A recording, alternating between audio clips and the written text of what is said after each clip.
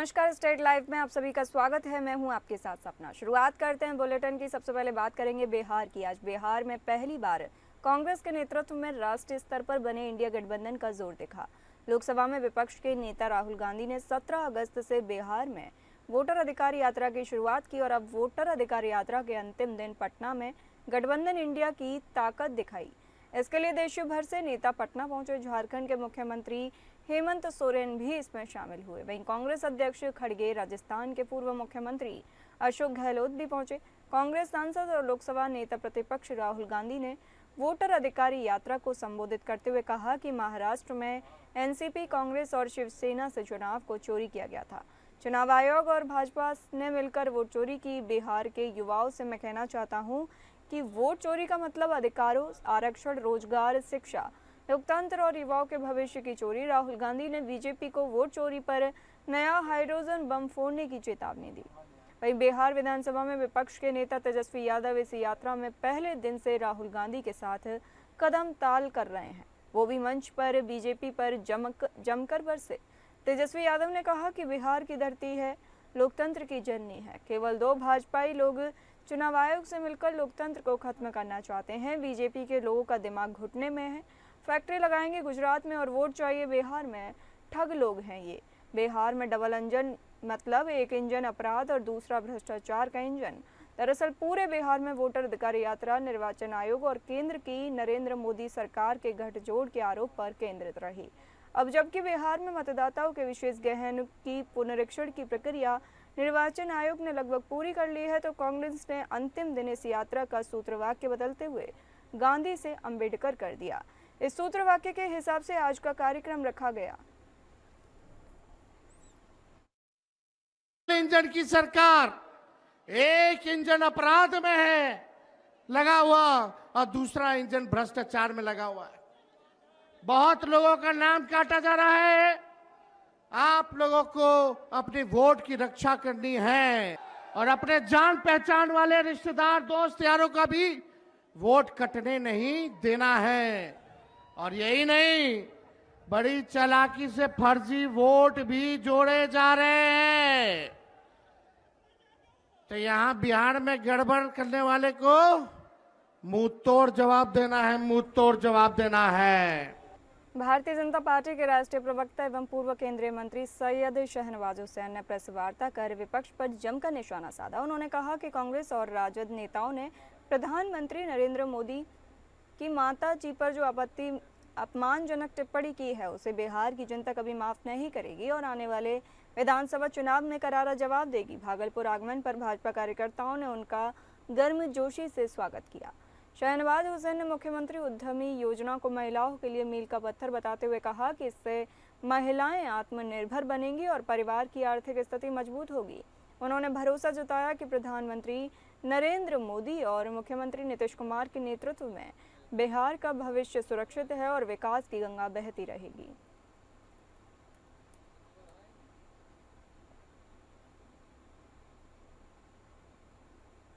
रोहतास जिले के काराकाट बाजार में भाजपा नेता डॉक्टर मनीष रंजन के नेतृत्व में एनडीए कार्यकर्ताओं ने कांग्रेस नेता राहुल गांधी और राजद नेता तेजस्वी यादव का पुतला दहन किया। इस दौरान कार्यकर्ताओं ने जमकर नारेबाजी की और पुतले पर जूते चप्पल बरसाए। मौके पर मौजूद लोगों ने विरोध जताया और कहा कि राहुल तेजस्वी को देश विरोधी करार दिया। भाजपा नेता डॉक्टर रंजन ने कहा कि कार्यकर्ता राहुल गांधी के बयानों से आहत हैं और एनडीए इसका कड़ा विरोध करता है।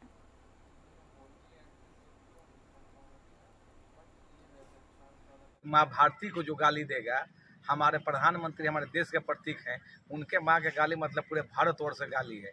उनको गाली देने के कारण पूरा भारत आक्रोशित है। उसी आक्रोश में हम सभी साथी उनका पुतला दहन करने के काम किए हैं और उनको शर्म करने का हम लोगों ने सबक भी दिया है। विधानसभा और आने वाले जितने भी चुनाव हैं, भारत के लोग इसको बर्दाश्त करने वाला नहीं है। राजनीति में गाली गलौज की कोई जगह नहीं है और देश के शीर्ष नेतृत्व को गाली देना कोई बर्दाश्त नहीं करेगा। ऐसे में इंडिया गठबंधन के सभी दलों का सुपारा साफ हो जाएगा। अगर वो माफ़ी नहीं मांगते हैं तो आने वाले भविष्य में उनको कोई याद करने वाला नहीं है। रजौली विधानसभा के बाके मोड़ स्थित सामाजिक कार्यकर्ता से जनसंवाद कार्यक्रम का आयोजन किया गया। मुख्य अतिथि पूर्व राज्य मंत्री राजवल्लभ प्रसाद यादव कार्यक्रम में पहुंचे। उन्होंने सभी कार्यकर्ताओं को सम्मानित किया। इस कार्यक्रम का मुख्य उद्देश्य समाज के लोगों को जागरूक करना था। इस मौके पर रजौली विधायक प्रकाश वीर नवादा, एमएलसी अशोक यादव, लोकसभा के पूर्व प्रत्याशी विनोद यादव, जिला परिषद अध्यक्ष पुष्पा राजवंशी मौजूद रहे। साल में हम लोगों ने बहुत बड़ा उपलब्धि अपने क्षेत्र को दिया और जितना बल पड़ा हम लोग का जो मुख्यमंत्री क्षेत्रीय विकास योजना के तहत तमाम जो 41 पंचायत है अपने क्षेत्र में, हम समझते हैं कि कहीं दो पुस्तकालय भवन ये एक तो निश्चित है कि सभी पंचायत में हुआ है, सैकड़ों। और उसके बाद देखिए फुलवरिया जलाशय आपका है बगल में, 12-14 गाँव है, वहाँ हम लोग 10 गांव में सभी जगह पुस्तकालय बनाने का काम किया और छठ घाट वगैरह भी एमएलसी साहब के द्वारा ही बना। खबर सिरसा से है, जहां नया बाजार में भाजपा विधायक डॉक्टर आलोक रंजन के द्वारा नई सड़क का उद्घाटन किया गया। वहीं मुख्य अतिथि विधायक डॉक्टर आलोक रंजन ने कहा कि यह सड़क मुख्यमंत्री क्षेत्र विकास योजना के तहत स्वीकृत की गई थी। आज इसका लोकार्पण करते हुए मुझे अत्यंत प्रसन्नता हो रही है। इससे नया बाजार के विकास को गति मिलेगी और लोगों को सीधा लाभ मिलेगा। वहीं सड़क निर्माता हनी चौधरी ने बताया कि पहले रास्ता कच्चा था, बारिश में बहुत परेशानी होती थी। अब पक्की सड़क बनने से बच्चों को स्कूल जाना, अस्पताल पहुंचना सब आसान है। हम सरकार का धन्यवाद करते हैं। इस अवसर पर क्षेत्र के स्थानीय निवासी मौजूद रहे। सड़क का उद्घाटन हुआ है आज माननीय विधायक हमारे आलोक रंजन जी के द्वारा करवाया गया है। ये रोड बहुत जर्जर हो चुकी है, इधर से जाना आना मुश्किल था लोगों का। यहाँ पानी लगता था, बहुत पानी लगता था, जिससे दुर्गंध फैलता था। यहाँ पे रोड बन जाने से बहुत लोग को सुविधा हो गया यहाँ आने जाने में, इससे बहुत लाभ मिलेगी। ये नया बाजार का मुख्य सड़क हो जाएगा, इधर से जाने आने में सुविधा होती है और नज़दीक भी होता है। ये सड़क कितने सालों से गड़बड़ थी? ये 6-7 साल से गड़बड़ थी। खबर रोहतास से है, जहां नासरीगंज के सिकरिया गांव में 2 बाइकों की आमने सामने टक्कर हो गई, जिसमें दो युवकों की मौत हो गई, जबकि 2 अन्य युवक घायल हो गए। घायलों को इलाज के लिए सासाराम के सदर अस्पताल लाया गया, जहां से वाराणसी रेफर कर दिया गया है। घटना के संबंध में बताया जा रहा है कि नासरीगंज थाना क्षेत्र के सिकरिया गाँव के पास 2 बाइक आमने सामने टकरा गई। कछुआ थाना क्षेत्र के पहरमा का रहने वाला हिमांशु कुमार राम तथा मोथा का रहने वाला रोशन कहा कि घटना स्थल पर ही मौत हो गई, जबकि मोथा का ही भिखारी पासी गंभीर रूप से घायल है। वहीं पवन कुमार की भी स्थिति काफी नाजुक बताई जा रही है। दोनों मृतकों के शव को पोस्टमार्टम के लिए सासाराम के सदर अस्पताल लाया गया है। उधर हादसे के बाद मृतकों के परिजनों का रो कर बुरा हाल है।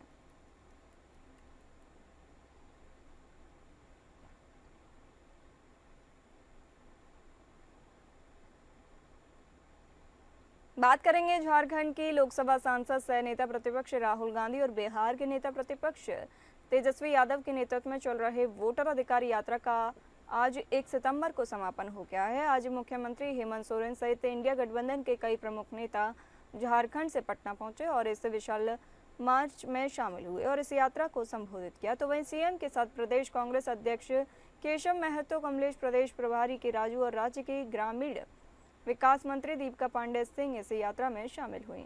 एसआईआर के विरुद्ध ये यात्रा पटना के गांधी मैदान से शुरू की गई, जिसे लेकर जेएमएम महासचिव विनोद कुमार पांडे का ये कहना है कि चुनाव आयोग के साथ मिलकर एनडीए सरकार की इस षड्यंत्र के खिलाफ इंडिया गठबंधन की ये लड़ाई जारी रहेगी।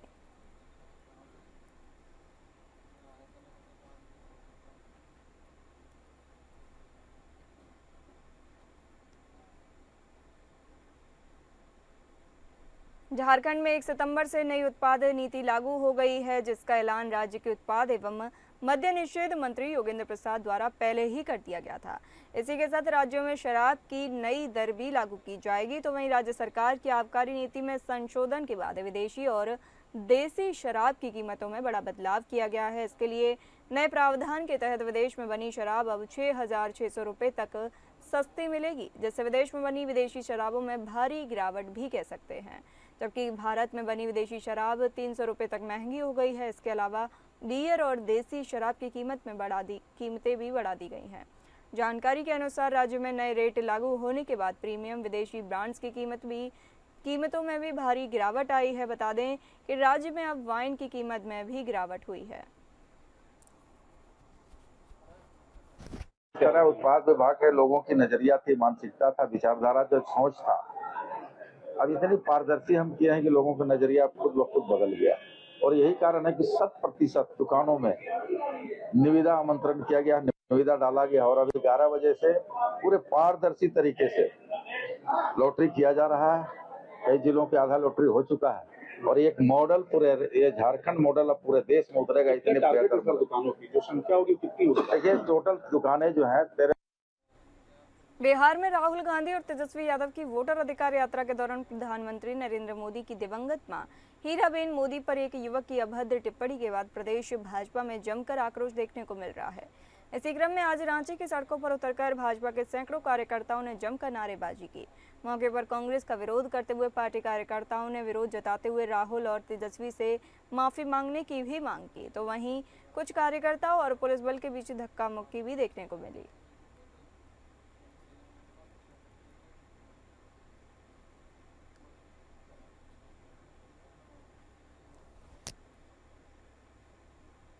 राजधानी रांची स्थित झारखंड के सबसे बड़े अस्पताल Rajendra institute of medical science यानी रिम्स के सुपर स्पेशलिटी डिपार्टमेंट यानी ट्रॉमा सेंटर में इंफ्रास्ट्रक्चर की कमी के कारण मरीजों के इलाज के दरमियान आने वाली विभिन्न चुनौतियों पर इंचार्ज डॉक्टर प्रदीप कुमार भट्टाचार्य ने हमारी संवाददाता तृप्ति सिंह के साथ खोलकर बातचीत की।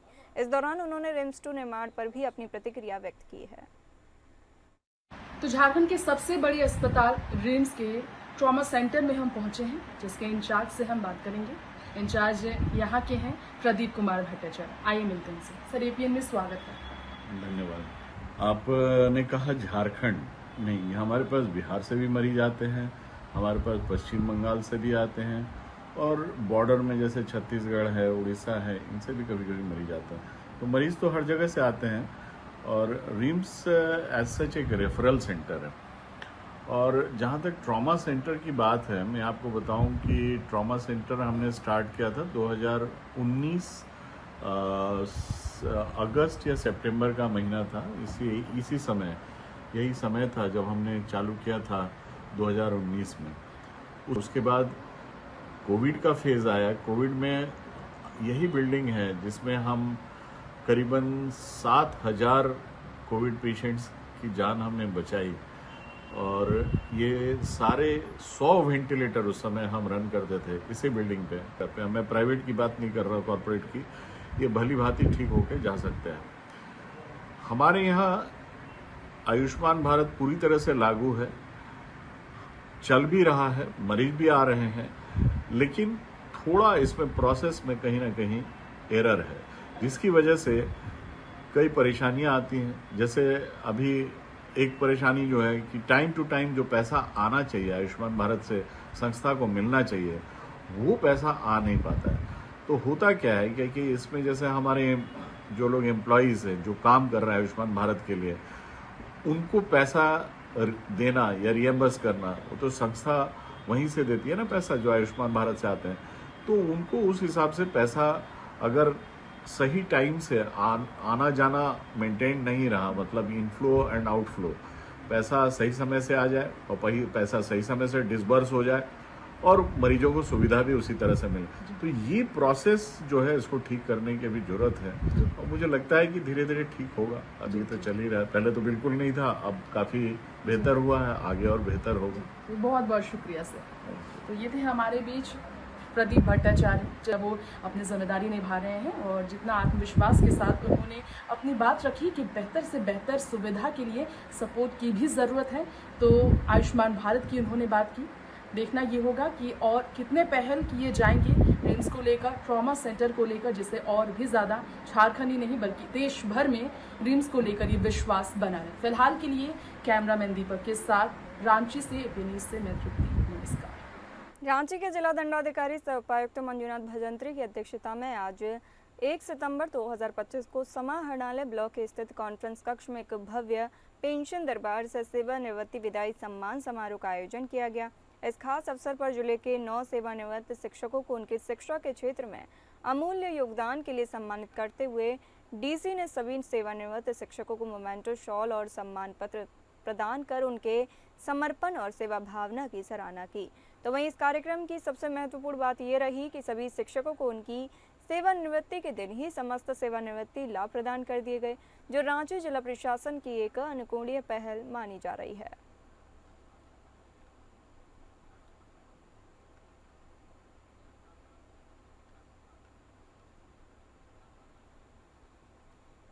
बैंक ऑफ बड़ौदा चाईबासा शाखा में पैसे जमा करने जा रहे पेट्रोल पंप के 2 कर्मचारियों के साथ लूट की घटना हो गई। यह घटना बैंक के ठीक बाहर रोड पर हुई। घटना करीब 10:30 की है। गांधी मैदान के पास स्थित आईबीपी पेट्रोल पंप के मालिक पुनीत सेठिया के 2 कर्मचारी विमलेश कुमार और संजय नंदी 5 लाख रुपए लेकर बैंक में जमा करने जा रहे थे। जैसे ही दोनों बैंक के गेट के पास पहुंचे, पहले से घात लगाकर बैठे 3 अपराधियों ने उन पर हमला कर दिया। रिवॉल्वर के बट से मारकर विमलेश कुमार को लहू लुहान कर दिया गया। पिस्तौल का भय दिखाकर उनसे पैसे लूट लिए गए और फरार हो गए। हालांकि घटना जहां हुई है वहां दिन के समय खास भीड़ भाड़ रहती है, लेकिन किसी ने भी अपराधियों को पकड़ने की कोशिश नहीं की। पूरी घटना सीसीटीवी कैमरे में कैद हो गई है। घटना की सूचना मिलने के बाद सदर थाना प्रभारी तरुण कुमार पूरी टीम के साथ मौके पर पहुंचे। घायल कर्मचारी को इलाज के लिए सदर अस्पताल भेजा और उसके बयान पर मामला दर्ज किया जा रहा है।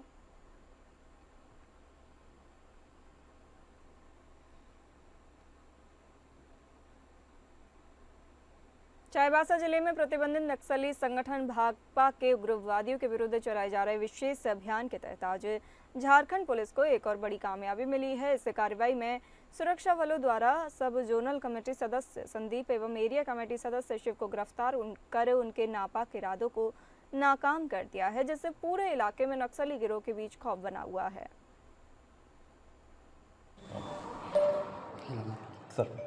जैसा कि आप लोग जानते हैं कि झारखंड पुलिस और सीआरपीएफ चाईबासा जिले को और झारखंड राज्य को नक्सल मुक्त बनाने के लिए प्रतिबद्ध है। हमें कल गुप्त सूचना प्राप्त हुई थी कि कुछ नक्सल सदस्य, भाकपा माओवादी के कुछ सदस्य सरजाई किला थाना अंतर्गत सागजोरी जंगल के आसपास वाले क्षेत्र में कुछ आईडी वगैरह प्लांट करने के लिए आने वाले हैं। उक्त सूचना के सत्यापन और आवश्यक कार्रवाई के लिए अपर पुलिस अधीक्षक अभियान श्री पारस राणा के नेतृत्व में और कोबरा 209 बटालियन की टीम का एक संयुक्त दल जो गठन किया गया। उस दल ने अपना अभियान आज सुबह अर्ली मॉर्निंग प्रारंभ किया। अभियान के क्रम में हम लोगों को 2 नक्सलियों को पकड़ने में सफलता प्राप्त हुई, जो कि पुलिस बल को देखते ही भागने लगे। उनके साथ 4-5 और लोग थे जो कि भाग गए।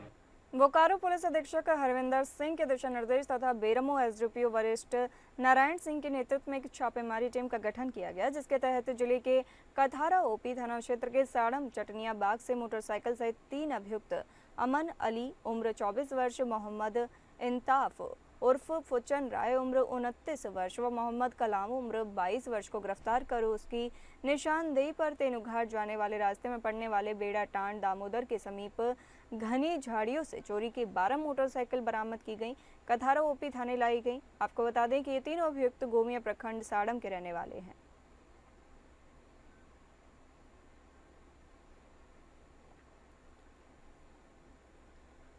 बेरमो कोयलांचल के गांधीनगर स्थित बारीग्राम के अंबेडकर स्टेडियम में 4 दिवसीय 24वां दारकू हांडी फुटबॉल टूर्नामेंट का final match SP club Barigram बनाम स्वर्गीय संजय हाड़ी मेमोरियल क्लब भागा धनबाद के बीच खेला गया, जहां ट्राई बेकर में एसपी क्लब बारीग्राम में 1 गोल से जीत हासिल कर चमचमाती ट्रॉफी पर अपना कब्जा जमाया गया। वहीं भागा धनबाद की टीम को उपविजेता की चमचमाती ट्रॉफी दी गई। इससे पहले आमंत्रित मुख्य अतिथि B&K mines GM Kanhaiya Shankar, Gewal अतिथि विशिष्ट अतिथि Bokaro colliery PO NK Singh सहित कई गणमान्य लोगों ने अपनी उपस्थिति जाहिर की।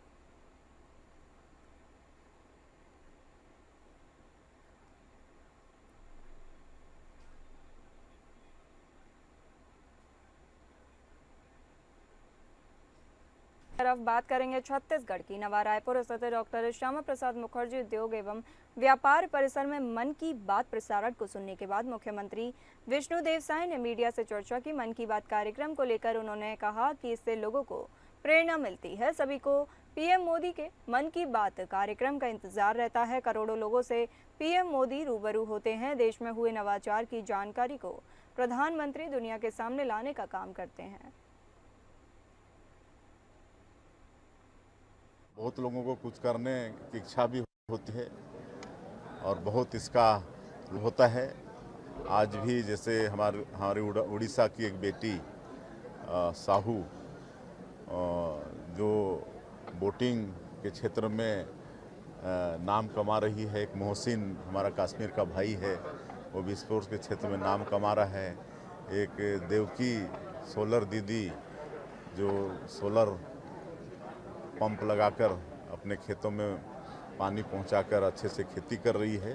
तो इस सबको देखकर निश्चित रूप से देश के लोगों में एक प्रेरणा जगती है और उसका लाभ होता है। तो आज हम तोतावासियों को बहुत बहुत धन्यवाद देना चाहेंगे, बधाई देना चाहेंगे। उनके साथ हम लोग बैठ के रायपुर स्थित कुशाभाऊ ठाकरे परिसर में भाजपा के 1 दिवसीय प्रदेश स्तरीय संगठनात्मक कार्यशाला का आयोजन किया गया। कार्यशाला में राष्ट्रीय सह संगठन महामंत्री शिव प्रकाश, राष्ट्रीय महामंत्री अरुण सिंह, मुख्यमंत्री विष्णुदेव साय, प्रदेश प्रभारी नितिन नवीन, प्रदेशाध्यक्ष किरण देव, क्षेत्रीय संगठन महामंत्री अजय जामवाल और प्रदेश संगठन महामंत्री पवन साय सहित पार्टी के वरिष्ठ नेताओं ने भाग लिया। शिव प्रकाश ने कहा कि भाजपा के कार्यकर्ता सदैव एक्टिव और इफेक्टिव रहते हैं, यही संगठन की मजबूती का आधार है।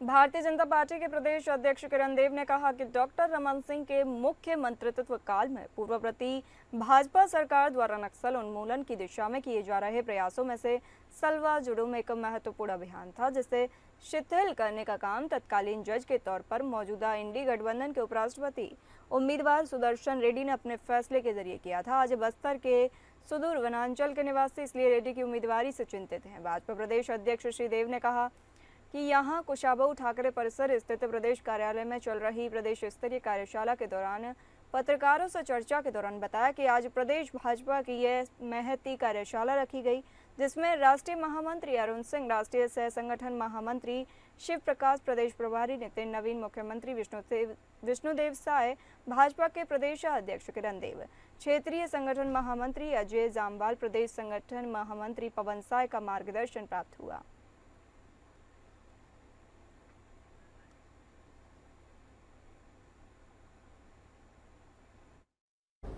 इस बार कई वर्षों के बाद लोग तो बोलते हैं कि 35 साल 40 साल के बाद हमारे बस्तर क्षेत्र में भारी बारिश हुई है और जिसमें क्षति हुई है। करीब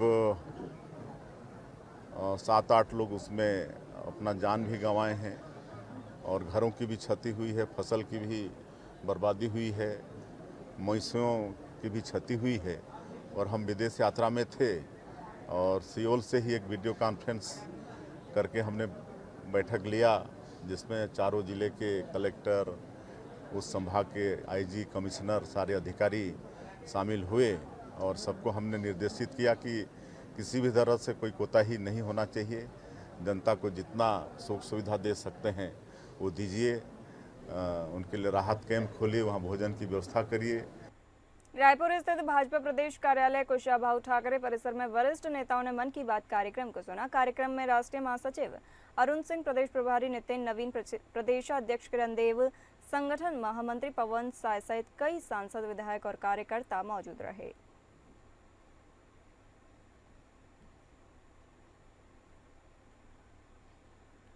रायपुर के प्रतीकों में से एक बूढ़ा तालाब का चौपाटी की दुकानें फिर से खुल गई हैं। इस बात की शिकायत मिलने पर महापौर मीनल चौबे रविवार सुबह निरीक्षण करने पहुंचे। दुकान खुलने पर निगम अधिकारियों को फटकार लगाते हुए तत्काल सील करने के निर्देश दिए। महापौर मीनल चौबे ने बताया कि पिछले कुछ दिनों से शिकायत मिल रही थी कि बूढ़ा तालाब की चौपाटी की 3 दुकानें खुल गई हैं और आज उसी का निरीक्षण करने आए हैं।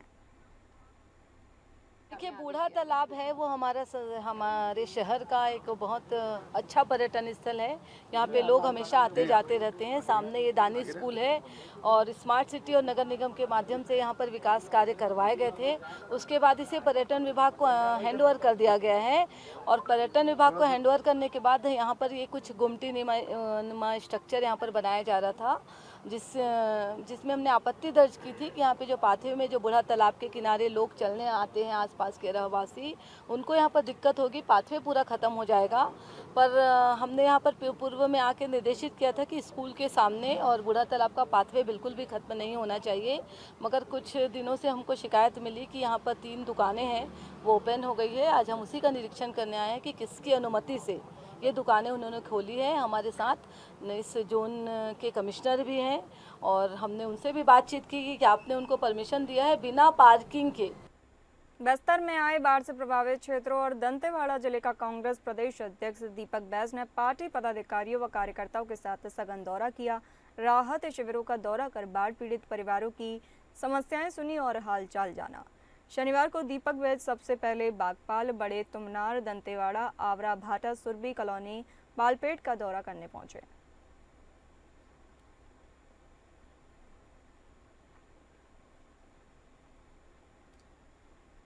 जसपुर जिला न्यायालय ने करंट हादसे में दिव्यांग हुए राजमिस्त्री अनूप भगत के पक्ष में ऐतिहासिक फैसला सुनाते हुए मकान मालकिन सावित्रीबाई और राज्य विद्युत वितरण कंपनी को संयुक्त रूप से 13,50,000 रुपये क्षतिपूर्ति भुगतान करने का आदेश दिया है। इस आदेश ने उस परिवार को राहत दी है जो पिछले 4 वर्षों से बेटे की लाचारी और आर्थिक तंगी के बीच संघर्ष कर रहा था।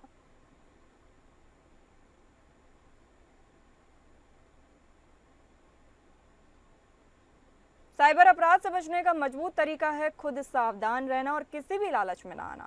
यदि हम खुद सतर्क रहते हैं, खुद सतर्क नहीं रहे और किसी में लालच आ गए तो साइबर अपराध की चपेट में आ जाएंगे। साइबर अपराध से सुरक्षित रहना है तो हर डिजिटल व्यवहार में समझदारी और सतर्कता अपनानी होगी। अपने लालच व भय पर काबू करते हुए पूरी समझदारी के साथ ऑनलाइन काम करेंगे तो अपने आप साथ साथ दूसरों को भी साइबर अपराधों से बचा सकेंगे।